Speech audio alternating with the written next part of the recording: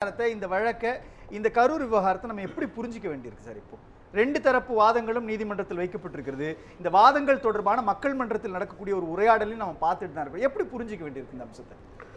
ரெண்டு விஷயங்கள் சொல்லணும். திமுக ரெண்டு இடத்துல தவறு பண்ணிச்சு. முதல் தவறு என்னன்னா, கரூர் சம்பவத்திற்கு பிறகு யார் யார் மேலே சந்தேகம் இருக்கிறது, காவல்துறை தான் வழக்கு பதிவு பண்ணுது அங்கே நடந்த தகவல். அப்போது அதில் மதியழகன் போடுறாங்க, அப்புறம் நகர செயலாளர் பொன்ராஜ் போடுறாங்க, நம்ம புசி ஆனந்த், அப்புறம் ஆதவ அர்ச்சனா போடுறாங்க. ஏன் அந்த சந்தேக பார்வையில் விஜய் பேரை ஏன் போடல? முழுக்க முழுக்க திமுக அரசியல் லாபத்திற்காக விஜய் பேரை நான் அதில் போட்டவங்கெல்லாம் குற்றவாளின்னு சொல்லல. போட்டிருந்தா என்ன சொல்ல? இல்லை இல்லை, நான் என்ன சொல்றேன், ஒரு சாதாரண சாமானியன் நான் கேட்கிறேன். ஒருவேளை தாவேகாவுடைய தலைவராக இருந்த விஜய் மேல வழக்கு பதிவு பண்ணியிருந்தா அரசியல் பழிவாங்கும் நடவடிக்கை, இது அரசியல் துஷ்பிரயோகம், அதிகார துஷ்பிரயோகம்னு பேசியிருப்போம்ல. நீங்க சொன்னது தான் நான் நாகரிகமாக சொன்னேன். அந்த பழியெல்லாம் எனக்கு வரக்கூடாது, நம்ம நல்ல பேர் எடுத்துக்கணும், அதனால நான் இவரை சந்தேகப்படலன்னு சொல்லிடுறேன். மக்களுக்காக இப்போ பேசலையா? சொல்லுங்க. அதனுடைய விளைவுகளை இப்போ சந்திக்குது திமுக. முதல் தவறு அங்கே. அதனால நான் விஜய் தவறு இழைச்சிட்டாருன்னு சொல்லல. ஆனால் அது சந்தேக பார்வை போடும்போது எஃப்ஐஆரில் யார் யார் மேலே இருக்குதோ எல்லாமே போடணும். இப்போ நம்ம ஐயா தமிழ்மணி சொன்னார்ல, அவர் முதல்ல போயிட்டாருன்னு, அப்போ முதல் சந்தேக பார்வை அங்கேயும் விழுந்திருக்கணும்ல. அதே மாதிரி காவல்துறையில் யார் யார் தவறு செய்திருக்க வாய்ப்பு இருக்குது அவங்களையும் சேர்த்துருக்கும். இல்லைன்னா அரசியலில் யார் யார் தலையிட வாய்ப்பு இருக்கிறது சேர்த்துருக்கலாம். நீங்கள் அப்போ பாருங்கள், ஒன்றும் வேண்டாம், அந்த சைடும் ஒரு ரெண்டு பேரை சேர்த்துருந்தாங்க வச்சுக்கோங்க, ஸ்டாலின் ஐயாவுக்கு நல்ல பேர் தானே கிடைச்சிருக்கும். நீங்க சொன்ன மாதிரி தான் ஆந்திராவுல ஒரு நடிகரை பார்ப்பதற்காக கூடிய கூட்டத்தில் ஒரு மரணம் வருது. அதே மாதிரி ஐபிஎல் போட்டியை காண்பதற்காக பெங்களூர்ல நடந்த ஒரு கூட்டத்திலும் இது மாதிரி சம்பவம் வருது. ஏறக்குறைய அதே மாதிரி நிகழ்வு தான் இங்க. உயிர் பலி 41 பேர். காவல்துறையின் மேலே நடவடிக்கை எடுக்கல, சம்பந்தப்பட்ட அதிகாரிகள் மேலே நடவடிக்கை எடுக்கல, அந்த கூட்டத்தினுடைய தலைவராக இருந்தவர் மேலே நடவடிக்கை எடுக்கணும்னா இந்த வழக்கை அப்போதைய திமுக அரசு சரியா கையாளல. திமுக செய்த தவறுன்னு நான் சொல்றேன். அதே நேரத்தில் இப்போ எடப்பாடியார் என்ன சொன்னாரு, எங்க ஒரு பக்கம் மட்டும் விசாரிக்காதீங்க, ரெண்டு பக்கமும் விசாரிங்க. யார் யாருன்னு அவர் சொல்லவே இல்லை, எல்லாரையும் விசாரிங்க, ரெண்டு பக்கமும் விசாரிங்க, நேர்மையாக சொன்னார்ல, ரைட்டா? அப்போ திமுக செய்த தவறு. இப்போ என்னன்னா, தும்ப விட்டுட்டு வாழை பிடிக்கிற கதையா இப்போ என்னாச்சு? இப்போ போய் நீங்கள் சுப்ரீம் கோர்ட்டுக்கு போகிறீங்க. சுப்ரீம் கோர்ட்டில் என்ன சொல்லுது, ஏற்கனவே ஒரு தீர்ப்பை கொடுத்து ஒரு பவரோட, சிபிஐ மட்டும் இல்லை, சிபிஐக்கு விட அவர்களை கண்காணிக்க ஒரு பவரை கொடுத்துட்டாங்க. எங்கள் உச்சநீதிமன்றத்துக்கு இணையான பவர் அங்கே, அவ்வளோ பவர் அஜய் ரஸ்தோகி தலைமையில். அதனால் எதனால அங்கே சொல்லிக்கோங்க, இங்கே அரசியல் பண்ண வராதிங்க. முதல் விஷயம் அவங்க எடுத்தது இந்த குற்றவாளின்னு சொன்னது அவர் என்னன்னா, குற்றவாளின்னு சொன்னது பர்டிகுலராக அவரை சொல்லணுன்றதுக்காக கிடையாது. முதலமைச்சர் அப்படின்றவர் முதன்மை அமைச்சர். யாருக்கு யாரெல்லாம் நீங்கள் குற்றம் சாட்டுகிறீங்களோ அவர்களை இன்க்ளூடிங்கு முதன்மை அமைச்சர். அதில் ஆதவ அர்ஜுனா இருக்காரு, புசி ஆனந்த் இருக்காரு. இப்போ கரூருக்கு அவங்க போக மாட்டாங்களா சார்? இது வேற. அது இல்ல, மக்களால் தேர்ந்தெடுக்கப்பட்ட பிரதிநிதிகளே அவங்க அமைச்சர்களாக மாத்துறாங்க. இல்ல, அதுதான் சொல்றேன். வழக்கு கூட சேர்த்து பேசுறீங்க. நான் என்ன சொல்றேன்னா, இப்போ நீங்கள் குற்றவாளி இல்லைல்ல, எஃப்ஐஆரில் இல்லைல்ல, அவர் எப்படி நீங்கள் தடை பண்ண முடியும் அப்படின்னு கேட்குறாங்கல்ல. அப்போது மதியழகன் அங்கே போக மாட்டார். விஜய் அவர் போகும்போது, முதலமைச்சர் போகும்போது மதியழகன், ஆதவ அர்ஜுனா, புசியானது இவங்க யாரும் போக மாட்டாங்களா? அதுதான் தவறு அப்படின்னு தமிழ்மணி ஐயா சொல்றாங்க. நீதிமன்றம் அரசியல் ஒரு முதலமைச்சர் போனாங்கன்னா முதலமைச்சரோட அதிகாரிகள் போவாங்க, அவங்க இன்ஃப்ளூயன்ஸ் போவாங்க. அவங்க இன்ஃப்ளூயன்ஸ் என்ன சார் இன்ஃப்ளூயன்ஸ் பண்ணிட்டு? இப்போ நீங்க அதுதான் சார், என்ன இன்ஃப்ளூயன்ஸ்னா நீதிமன்ற வார்த்தையில் தான் நான் பேசுறேன். நான் என்ன கேக்குறேன், என்ன இன்ஃப்ளூயன்சர் நீதிமன்றம் என்ன சொல்லுச்சு? எவ்ரிதிங் நான் என்ன கேக்குறேன், நான் எல்லாமே இல்ல, நீங்க பதிலே சொல்ல விட மாட்டேன்றீங்க. நான் சொல்றது கேளுங்க. நீதிமன்றம் என்ன சொல்லுச்சு? விஜய் அவர்களே நீங்க எஃப்ஐஆர்ல இருக்குதா, அவர் போறதுல என்ன தவறு? அப்ப அவர் கூட போறவங்க அவங்க பேர் எஃப்ஐஆர் இருக்குல்ல, அது அண்டர்ஸ்டுட் தானே? அப்ப அந்த நிபந்தனையோட போடலாம்ல. 23 ஜூனில் அதிமுக செயற்குழு பொதுக்குழுக்கு என்ன செய்தாங்க, விடிய காலையில் நிபந்தனையோட ஒரு இந்த 18 தீர்மானத்தை தவிர வேறு எதுவும் பண்ணக்கூடாது அப்படி ஒரு நிபந்தனையோடு ஒரு அனுமதிச்சாங்கல்ல, கேட்காத ஒரு கண்டிஷனை கொடுத்து. அது போல நீங்கள் ஒரு கண்டிஷனை கொடுத்து சொல்லலாம்ல. அது ஒரு பக்கம். இது ஒரு நீதிபதி சொல்றது சார். நீதிபதி எப்படி சார் அவங்கள்ட்ட ஒரு டாக்குமெண்ட் நீதிபதி தானே சொல்றாரு அந்த பேர் இல்லைன்றது. அதுதான் அடுத்தது நான் என்ன சொல்கிறேன் அதான் சொல்கிறேன். திமுக பண்ண இரண்டாவது தவறு இதில் என்னென்னா, கரூர் கூட்ட நெரிசல் சம்பந்தமாக ஆதவ அர்ஜுனா பேசிய பேச்சு வழக்கின் தன்மையை பாதிக்கும். அப்போ எங்கன்னா நீங்கள் இந்த வழக்கை விசாரிக்கிற அமைப்பில் அதை கொடுத்துருக்கணும். இந்த மாதிரி அவர் பேசுறது வந்து உடனே கூப்பிட்டு விசாரிங்க அப்படின்னு கொடுத்துருக்கணும். அதுதான் இந்த கண்டெம்ட் ஆஃப் கோர்ட் அப்படின்றத அந்த அமைப்புக்கிட்ட நீங்கள் சொல்லுங்கள் அப்படின்றது நீதிபதி சொல்றாரு. அங்கதான் நீதிபதி கேட்கிறாரு, கண்டெம்ட் ஆஃப் கோர்ட்டுக்குள்ள இது வருமா? அவங்களுடைய ரைட் டு ஸ்பீச்ல வரும் சார், அவங்களுடைய கருத்து சுதந்திரத்துக்குள்ள தானே வரும். அவங்க அந்த சிபிஐ விசாரணைக்குள்ள இருக்குதுன்றதுக்காகவே அந்த வழக்கை பத்தியோ அந்த சம்பவத்தை பத்தி பேசக்கூடாதுன்னு எந்த அதிகாரமும் இல்லைல்ல. அது அவங்களுடைய கருத்து சுதந்திரம் தானே. அந்த கருத்து சுதந்திரம்ன்றதே இது கருத்து சுதந்திரம் எல்லைக்குள்ள இருந்துச்சா இல்லையான்றதே வந்து அந்த விசாரணை அமைப்பு கிட்ட சொல்லுங்க. அவங்களுக்கு இதை பற்றி தெரியும்.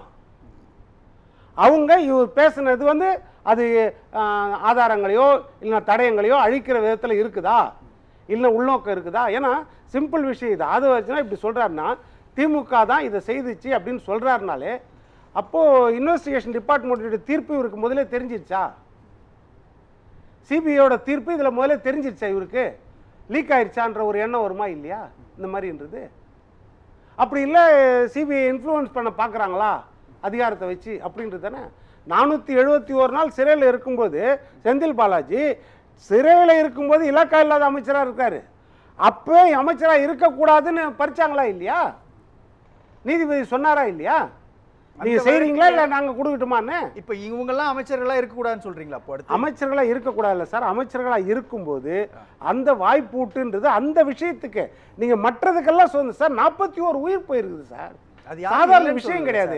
அப்போ அதுல வந்து நீங்க இந்த சுதந்திரத்தெல்லாம் எதிர்பார்க்க முடியாதுல்ல. இவர் எம்எல்ஏ ஆயிட்டாரு, இவர் அமைச்சர் ஆயிட்டாரு, இவர் முதலமைச்சர். இது வந்து மற்ற ஆர்டிகல் 19 சொல்ற விஷயமே வேற சார். இது 41 பேர் மரணம். இதுல ஸ்டாலின் ஐயாவும் பேசக்கூடாது, எடப்பாடி ஐயாவும் பேசக்கூடாது, முதலமைச்சரும் பேசக்கூடாது. ஏன்னா இது மரணம் சம்பந்தமானது. இது வந்து நீங்க ஒன்னே ஒன்று சொல்றேன் கேளுங்க. நான் ஒன்னே ஒன்று சொல்றேன். மாநில காவல்துறை எஃப்ஐஆர் போட்டுச்சுல்ல, அது சரியில்லை, இவங்க மேல நம்பிக்கை இல்லைன்றதுக்காகத்தானே சுப்ரீம் கோர்ட் வந்து சிபிஐ கொடுத்துச்சு. அப்புறம் மாநில அரசு போட்ட எஃப்ஐஆர் ஏன் உதாரணம் காட்டுது?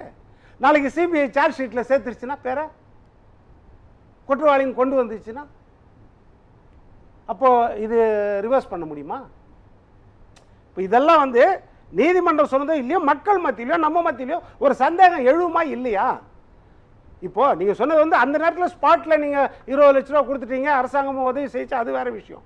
இப்போ வந்து நீங்க முதலமைச்சர் ஸ்தானத்தில் இருக்கும்போது இந்த மாதிரி ஒரு சம்பவத்திற்கு வந்து அரசு வேலை அத்தனை பேர் வீட்டுக்கும் நீங்க கொடுக்கறன் போது இது அன்டியூ இன்ஃப்ளூயன்ஸை ஏற்படுத்துமான்ற சந்தேகம் எல்லாருக்கும்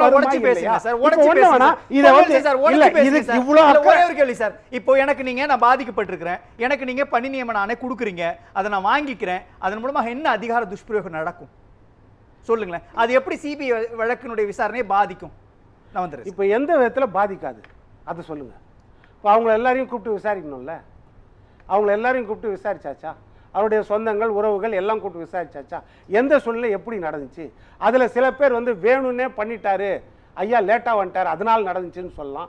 சில பேர் என்ன சொல்லலாம், அன்றைக்கி ஆளுங்கட்சி வேணும்னே பண்ணிச்சு, இது இந்த இடம் வேலுசாமி பொறுத்த வேணும்னே கொடுத்துச்சு அதனால தான் பண்ணிச்சுன்னு சொல்லலாம். சில பேர் சொல்லலாம், இந்த சாக்கடையை நாங்கள் மூட சொல்லியிருந்தோம் ஆனால் அந்த கவுன்சிலர் மூடவே இல்லை அதனால் நடந்துச்சுன்னு சொல்லலாம். சில பேர் சொல்லலாம், செல்ஃபி எடுக்கிறதுக்காக மரத்து மேலே ஏறி நின்றாங்க ஆனால் போலீஸ் திட்டுச்சு அப்பவும் கேட்காம வேணும்னு குதிச்சாங்க அப்படின்னு சொல்லலாம். ஆனா இன்வெஸ்டிகேஷன் நடக்கும்ல, ஆதாரங்கள் கிடைக்கும். இதுதான் சார் சொல்றேன்.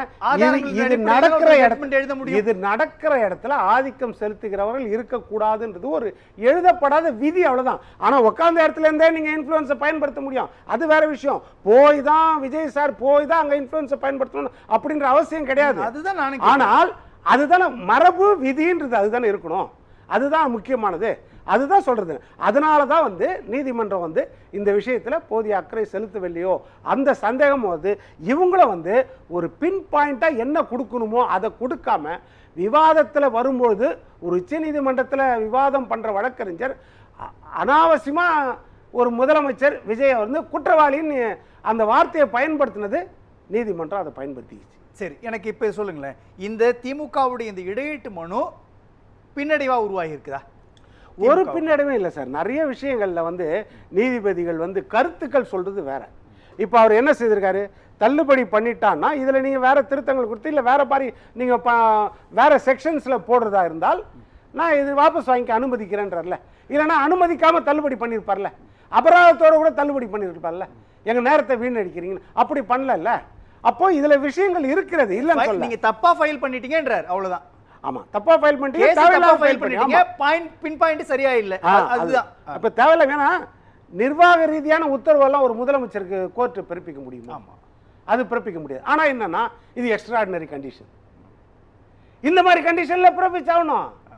நீங்க அரவிந்த் கெஜ்ரிவாலுக்கு பிறப்பிக்கலையா, வெளியே போயிடுங்க, ஆனா நீங்க கோட்டைக்குள்ள போகக்கூடாது, சைன் எதுவும் போடக்கூடாது, பிறப்பிச்சாங்களே இல்லையா முதலமைச்சருக்கு? எப்படி பிறப்பிச்சாங்க அப்போ கோர்ட்டு சொல்லுங்க.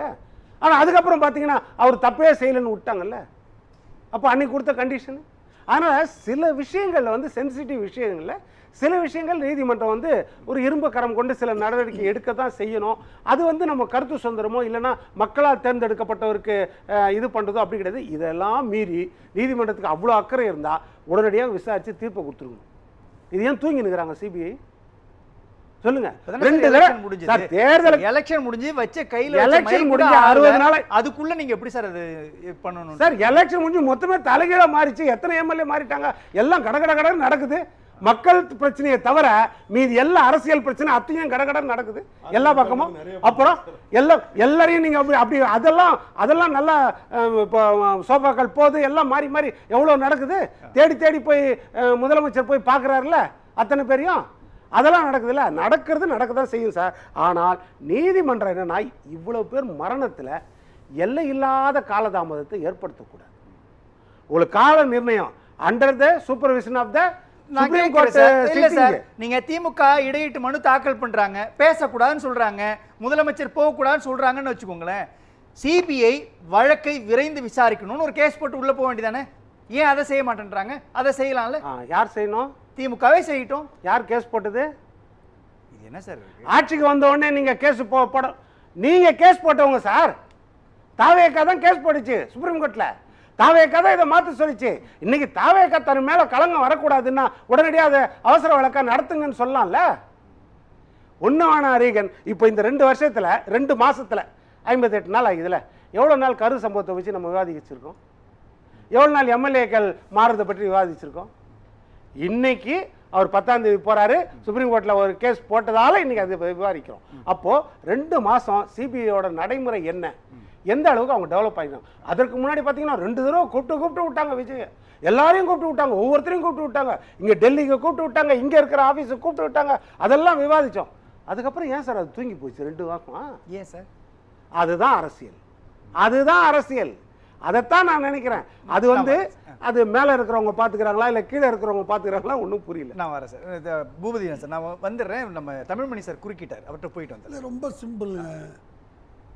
உச்சநீதிமன்றம் எப்போ இந்த மனு ஒரு 6 வாரம் தள்ளி வைக்கிறார். சிபிஐ எப்போ முடிப்பீங்க? இன்வெஸ்டிகேஷன் முடிக்கவே மாட்டீங்களா? கேஸ் அப்படி ஃபைல் பண்ணல சார். ஏன் சக்தி நீதிமன்றம் தானா முன் வந்து பேசணும்? அவங்க சார் ஒரு நியாயம் பண்ணுறதுக்கு அவங்களுக்கு அதிகாரம் இருக்குது சார். எந்த ஆர்டரை வேணால் அவங்க போடலாம். ஹைகோர்ட் இல்லை, முன்சிப் கோர்ட் இல்லை. அது ஏன் பிரேயரில் ஆர்டர் போடணும்? உங்களுடைய பிரேயர், நீங்கள் மூத்த வழக்கறிஞர், முதுநிலை வழக்கறிஞர், நான் கேட்குறது என்னன்னா, இந்த விவகாரத்தில் அமைச்சராக இருக்கக்கூடிய ஆதவ அர்ஜுனா திமுக மீது களங்கத்தை ஏற்படுத்துறாரு, பழியை எங்க மேல போடுறதுக்கு பிளான் பண்றாரு, அப்படி நடக்கக்கூடாது, வழக்கை விரைந்து சிபிஐ விசாரணை நடத்தணும்னு சொல்லி ஒரு இன்டர்வியூ பெட்டிஷனை உள்ள வச்சு திமுக போட்டுக்கலாம்ல. அதுதான் நடக்கும். இல்லை சார், அங்கதான் அதை செய்திருந்தால் சரியாக இருக்கும். ஏன் திமுக செய்யல? உங்களுக்கு என்ன சிக்கல் எனக்கு சொல்ல தெரியல. திமுக யாரும் இங்கே இல்லை. ஆனால் இது சுப்ரீம் கோர்ட்டுடைய கடமை. ஜஸ்டிஸ் பண்ணணுங்கிறது திமுக கேட்டு தான் செய்யணுமா? நீங்கள் தான் போட்டீங்க. ஒரு சுப்ரீம் கோர்ட் ரிட்டையர்டு ஜட்ஜி போட்டு அவருக்கு ஒரு ஃபீஸ் கொடுத்து அவரை பார்க்க சொல்லியிருக்கீங்க. எத்தனை மாதம்? 9வது மாதம் நடந்துக்கிட்டு இருக்கு. இந்தியன் சிஸ்டத்தை பற்றி அமெரிக்காவில் சொன்னால் சிரிப்பான். இவர் கெஜ்ரிவால்லாம் சொன்னார், வேண்டாம் இந்திரா காந்தி நீ பிரைம் மினிஸ்டராக இரு, உனக்கு ஓட்டு கிடையாது. கிருஷ்ணயருடைய ஆர்டர் அவ்வளவு பெரிய அவமானம் ஒரு பிரைம் மினிஸ்டருக்கு எந்த நாட்டிலையும் எனக்கு நடக்கலை. அந்த மாதிரி உக்காந்துக்கோ, பார்லிமெண்ட்டில் ஓட்டு கிடையாது உனக்கு பிரைம் மினிஸ்டருக்கு. எனவே இந்த அதை யாராவது கேட்டாங்களா சுப்ரீம் கோர்ட்டில்? அன்றைக்கி கிருஷ்ணய்யர்கிட்ட அந்த அம்மா ஸ்டே கேட்டாங்க, தன்னுடைய தேர்தல் டிஸ்குவாலிஃபை பண்ணதை கேட்டாங்க. என்ன ஆர்டர் போட்டார்? ஏம்மா நீ கண்டினியூ பண்ணலாமா, ஏதாவது பேசுறியா பேசிக்கோ, ஓட்டு கிடையாது உனக்கு. இப்போ இவங்க என்ன சொல்கிறாங்க, தாவேக தரப்பில் கரூர் சம்பவம் நடக்கும் பொழுது திமுக ஆட்சியில் இருந்தாங்க, அவங்க எங்கள் மேலே பழிய தூக்கி போட பார்த்தாங்க, ஆனால் அதை எல்லாத்தையும் தாண்டி நாங்கள் இன்றைக்கி வந்து நின்றுட்டுருக்குறோம். கரூர் சம்பவத்துக்கு அப்போது நாங்கள் ஸ்பாட்டுக்கு போகிறதுக்கு எங்களை விடலை, அவசரமாக எங்களை சென்னைக்கு அனுப்பி வச்சுட்டாங்க. இப்போது நாங்கள் பொறுமையாக போய் அந்த மக்களை போய் பார்க்குறோம், அவங்களுடைய துயரத்தில் பங்கேற்றுக்கிட்டு இருக்கோம் அப்படின்றாங்க. அந்த உரிமை மிக நிச்சயமாக இருக்கிறது. அரசு வேலையை எடுத்து கொடுக்காது. நீ பண்ண தப்பை கவர் பண்ண அரசு வேலையை கொடுத்து அவங்கள விலைக்கு வாங்குறதுங்கிறது, குழந்தை செத்து போச்சு, 4 பேர் இருக்கக்குள்ளே 2 பேர் செத்து போயிட்டாங்க, அவங்களாம் என்ன சொல்லுவாங்க, இல்லைங்க எங்கள் குழந்தையா ஓடி ஊந்துருச்சுங்க, போலீஸெல்லாம் ஒன்றுமே பண்ணலைங்களே, ஏன் ஒரு வேலை கொடுத்துருக்கீங்க அரசாங்கத்தில். எனவே அதை செய்யாது, அவ்வளவுதான். பேசலாம் சார். 2 சீக்கிரம் சிபிஐ ரிப்போர்ட்டை முடிங்கப்பா. யாருக்கும் பேசலாம் ஆதரவுன்னு நான் சொல்லவே இல்லை. நான் வந்துடுறேன் சார். முக்கியமான விஷயம் எடுத்துக்கிட்டிங்கன்னா, இப்போ தற்காலிக ஆறுதல் அப்படின்றதையும் சட்ட போராட்டம் தொடருன்றது தான் பெரும்பாலான மக்கள் கொடுத்துருக்குறாங்க. அப்போது இது வந்து சட்ட போராட்டத்தை தான் மக்கள் எதிர்பார்க்குறாங்க. சட்டம் என்ன சொல்லுது, விசாரணை அமைப்பு என்ன சொல்லுது, தீர்ப்பு என்ன சொல்லுது, இதுதான் எதிர்பார்க்குறாங்க. அப்போது நம்ம இந்த இடத்துல வந்து ஒரு தனிப்பட்ட ஒரு விஜய் தலைவர், கட்சி தலைவரை பார்க்கல, தனிப்பட்ட ஆதவர்ஜனாவோ, தனிப்பட்ட ஐயா ஸ்டாலினையோ, இல்லைனா காவல்துறையும் பார்க்கல. இது போல ஒரு சம்பவம், ஒரு துன்பியல் சம்பவம் வளர்ந்த நம்ம மாநிலம் போல ஒரு மாநிலத்தில் கண்டிப்பாக எதிர்காலத்தில் நடக்கக்கூடாதுன்றதுக்காகத்தான் இதை வந்து இவ்வளோ அவசரம் காட்டுறோம், இவ்வளவு நம்ம உன்னிப்பாக பார்க்குறோம். அந்த இடத்துல இன்னைக்கு முதலமைச்சராக விஜய் இருக்கிறார், நாளைக்கு யார் வேணாலும் இருக்கலாம், ஒரு ஆதிக்கமாக ஒரு செரிஸ்மேட்டிக் ஃபேர் இன்னும் கூட இருக்கலாம் நாளைக்கு. இந்த சம்பவம் நாளைக்கு எதிர்காலத்தில் நடந்துடக்கூடாது அப்படின்றதுக்காக இதை கால கடத்தாமல், அரசியல் செய்யாமல் உடனடியாக அந்த சிபிஐ தீர்ப்பை வந்து கொண்டு வரணும் அப்படின்னா அதில் வந்து யாருக்குமே வந்து அரசியல் கிடையாது. யார் மேலே வேணாலும் தவறு இருக்கலாம், எந்த தவறாக இருந்தாலும், எப்பேற்பட்ட தலைவராக இருந்தாலும் அந்த சந்தேகத்துக்கு இடம் இருந்தால் அங்கே வந்து அன்னைக்கு MKT தியாகராஜ பாதுவார், NS கிருஷ்ணன் புகழின் உச்சாணி கொம்பில் இருக்கும்போது கைது செய்யப்பட்டார். எங்கள் ப்ரிவியூவில் போய் அவங்க லண்டனில் போய் தான் தீர்ப்பு வாங்கிட்டு வராங்க. அப்போது அது போல ஒரு சூழ்நிலை தமிழ்நாட்டில் நிலவ வேண்டும் அப்படின்றத நம்ம. நன்றி.